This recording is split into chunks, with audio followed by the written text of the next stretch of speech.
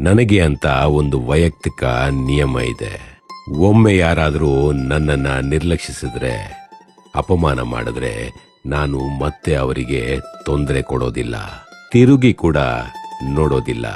ನನ್ನ ಸ್ವಾಭಿಮಾನಕ್ಕೆ ಧಕ್ಕೆ ಮಾಡಿದವರ ಹತ್ತಿರ ಸರ್ಟಿಫಿಕೇಟ್ ಪಡ್ಕೊಳ್ಳೋ ಅವಶ್ಯಕತೆ ನನಗಿಲ್ಲ.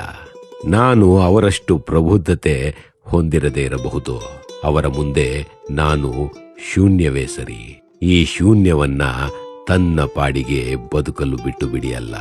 ಅರ್ಹತೆನೇ ಇಲ್ಲದ ನಮ್ಮಂಥವ್ರನ್ನ ಅವರ ಹತ್ತಿರಕ್ಕೂ ಬಿಟ್ಕೋಬಾರ್ದು ಕಣ್ರಿ.